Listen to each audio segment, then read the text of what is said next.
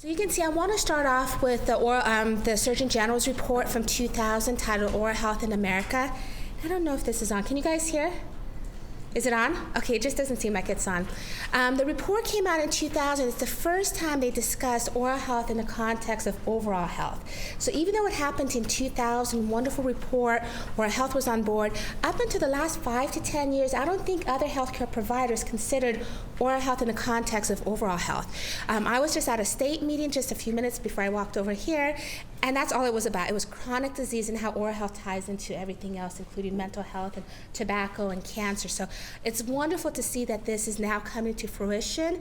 The Surgeon General's report also talked about evidence-based practices to identify populations most at risk to actually get them the care that they need. So in the course of my presentation, I will talk to you about the oral health disparities for the seniors, why they have disparities, and what some of the evidence-based strategies are to help address those needs. Specifically, one of the projects or programs we're working on here at the state level. Some of the concerns with the current oral health care system, there are a lot of structural difficulties. I mean, people that have insurance may or may not know where to go. People that think they have dental coverage, go to the dentist, end up not having coverage. A lot of our senior population may have Medicaid eligibility or even Medicare eligibility. Medicaid doesn't really cover anything in the state of Nevada. They only cover emergencies. Medicare, very, very limited, not really routine care at all. So here they might have coverage for medical reasons or healthcare reasons, but not dental reasons. So that's one of the biggest ones. Also, I was outside, I heard one of your representatives talking about just not having enough people to go around. We have HPSAs or health professional shortage areas. There's a lot of them. So even if a person were just outside of Las Vegas or outside of Reno, they may not always be able to drive into Las Vegas or into Reno to get the care that they need. So I'm going to also talk about that. That's one of the other disparities, just the geographic area. They may not be able to commute to the area they need to get to. At the very bottom, I did mention very few offer comprehensive dental benefits. A comprehensive dental benefit is beyond a cleaning and a tooth pulling. It means they have the benefit of a crown, a filling, something beyond, if your tooth hurts, I'm going to take it out. So that's basically what most private insurances would have. We would consider it a luxury having it. Not everybody has it. So if they do have our senior population, if they don't have private insurance, if they have public insurance, be it Medicaid or Medicare, they will not have this eligibility. They would have to purchase it on their own, and sometimes it's extremely expensive. So specifically, I want to talk about the Oral Health in America. They published a report in the fall of 2013 looking at oral health for the senior population.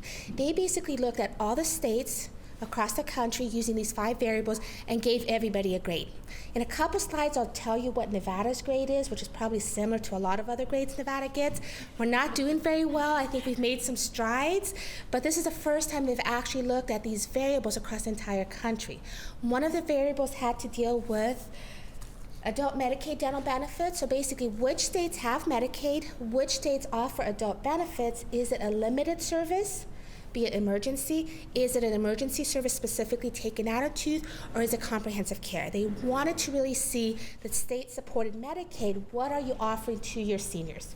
The second item is older adult strategies and state oral health plans. The majority of all the states have a strategic plan with the oral health program. They wanted to see if in the strategic plan, were they even looking at the needs of the elders? Are they focusing on young kids, or are they focusing on adults, or are they focusing on the entire population, the lifespan? The third one was loss of teeth. A lot of older adults, a lot of younger adults too nowadays with some behaviors, lose their teeth early. They wanted to see across the country how many states reported a high rate of edentulosum or loss of teeth. And we would know if a person doesn't have teeth, they can't afford dentures, they're not going to eat, they're not going to be able to take their medications, so nutritionally they're going to suffer, quality of life they're going to suffer. They really wanted to see what the risk was, okay? And the fourth one, as I mentioned, dental health professional shortage areas across the country. Again, they wanted to see which states lacked healthcare providers, be it mental, be it dental, be it healthcare providers in general. They wanted to identify these. Specifically here, they were only talking about dental. And the last one, community water fluoridation. Community water fluoridation, the optimal levels have wonderful benefits. People have less cavities, kids, adults, seniors. Not all the states have it, okay? At the very bottom, you can see more than 50% scored a poor or a fair grade. Nobody excelled. I mean, states are not doing well. So the oral health disparities we have in the senior population in Nevada are very similar across the country. It doesn't mean we don't do anything about it. We just have to learn from their mistakes, learn from their success, and see how we can adapt it here in Nevada. So one of the main things is they basically saw that there's a lack of Medicaid. Very, very few states had the extensive or comprehensive care for the adults. So Medicaid's not going to be the place for them to go to seek the dental care they need. The second one is strained dental workforce. Everybody had it. 62% of the states had workforce shortages. There's not enough dentists to meet the needs of all the people across the country. Okay? Last one, tooth loss remains a big problem. They did report that a lot of the patients had no teeth, basically are completely dentureless. The rates today are less than what they were. So either they've improved their oral health, they're getting into the doctor somehow. The amount of patients, seniors today that have dentures are not the same as they did before. But the CDC at the same time reported it's 25%. It's not horrible, 25%, but that's still 25% of the people above 60 that don't have teeth, and if they don't have dentures, they may not be able to maintain their lifestyle. And the very last one, deficiencies in preventing programs. Not all the programs have community water fluoridation, so I'll talk about that here in Nevada. Only Clark County is mandated to have optimum levels of fluoride, so the rest of the counties in Nevada don't get the same benefit for different reasons, but they don't get the benefit, just like they won't get the benefit across the country. So older adults make up the fastest growing population. In a couple slides, I'm going to show you an infographic. If we don't address these oral health disparities and even healthcare disparities right now, they're going to excel, and they're going to get even worse later on, and the quality of life of these patients are going to suffer. And the second bullet shows you that 82% is the expected growth from now until 2030. That's a big growth in the population, so we're going to have to see them in a dental setting, we're going to have to see them in a medical setting. The other one, increased risk for oral conditions. So I talked about cavities, I talked about edentulosum, but as the Surgeon General said in 2000, oral health is tied into overall health. A lot of the seniors are going to have other problems, uncontrolled diabetes, they may smoke, they may use alcohol, they may have periodontal problems. It's not just the cavity, it's not just the fact that they don't have a tooth in their mouth. The oral health condition can affect everything else, and that's what they're concerned about, all those chronic diseases that might have some type of morbidity or mortality. The very last one, oral conditions are more prevalent in populations with low income, racial and ethnic disparity, or racial and ethnic minorities, and those with limited access to dental insurance. The same would apply with health care. If you don't have health care, if you don't have a dentist nearby, you're going to have to suffer somehow. You're not going to be able to get there to get the care that you need. I mentioned this one. The second bullet is really interesting. The emergency room visits for the elder population, people over 65, rose from 1 million to 2.3 million from 2009 to 2010. So for people that don't have insurance or don't know where to go, they're going to be in the emergency room. Emergency rooms don't always offer a lot of treatment. They might give you pain medication, they might give you some type of antibiotic, and then send you back to another dental provider. So unfortunately, they may not always have a dental home, be it in a hospital setting. The other one also shows you that older adults with dental insurance are 2 times more likely to visit the dentist. So if they had insurance, they're more likely to have access to it, one would think, right? There's always other barriers. And almost 70% of older Americans do not have insurance. So that's a huge percentage that we're talking about today, the health disparities. If they don't have the insurance, how will they go where they need to go to get the services that they need? And the very bottom, and I kind of mentioned this to you, with Medicaid and Medicare, the good majority of seniors are eligible. Just Medicaid and Medicare don't offer comprehensive dental treatment for the majority of all the adults. Specifically here in Nevada, we only cover emergency for Medicaid, so they're going to have to pay out of pocket.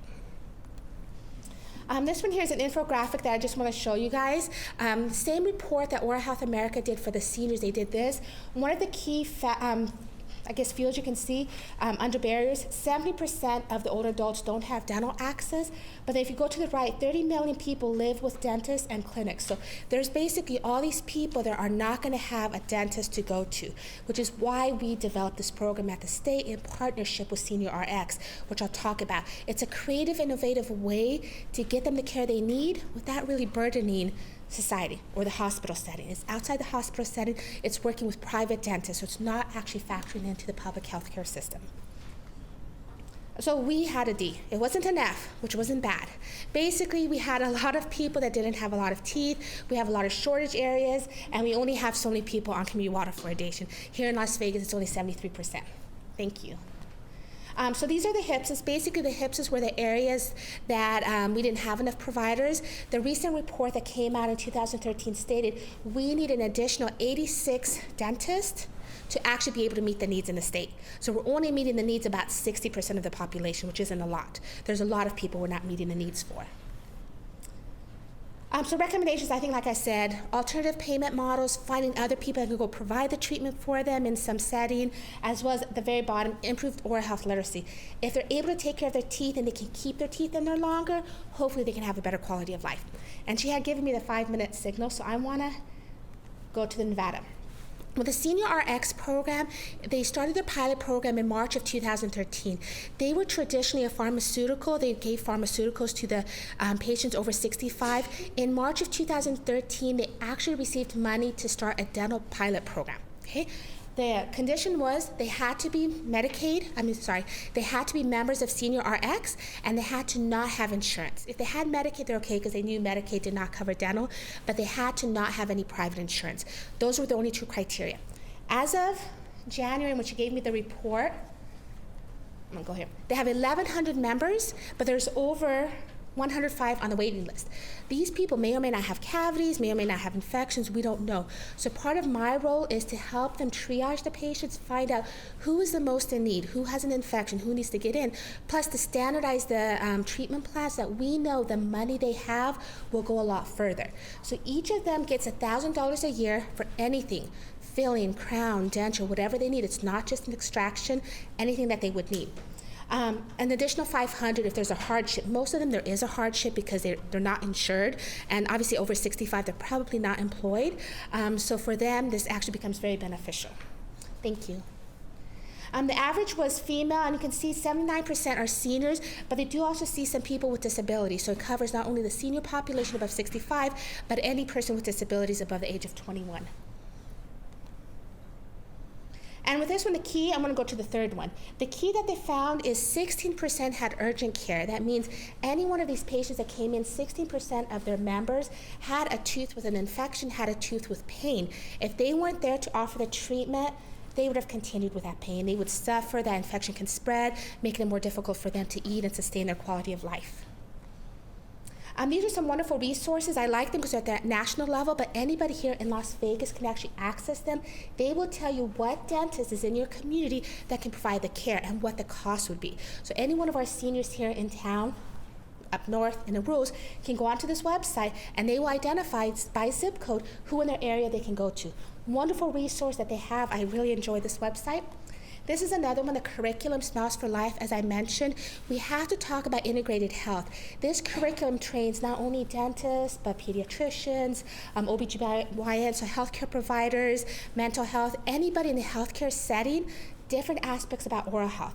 Perfectly fine for somebody in the medical setting to do an assessment, to talk about brushing and flossing. They're not doing anything beyond that. They're not treating a cavity, but they're doing assessments. Perfectly fine for them to do that because that person's in your door. Don't just send them out the door because they may not come back again. And the next two are from the Administration of Aging. Again, wonderful resources. They tell them who in the state can offer them treatment, but also how they can pay for it. So it goes a little bit further to talk about public assistance programs. And these are the references. I kind of went through that one quickly because you kept going. Basically, what I want to say is oral health disparities for the senior population is out there. It's expanding. Nevada is by no means as well as we could be. But working with Senior RX and some wonderful community partners, we have identified the people in need, and we have evidence-based practices to know how to address that need and make sure that we can improve their quality of life. Thank you, guys.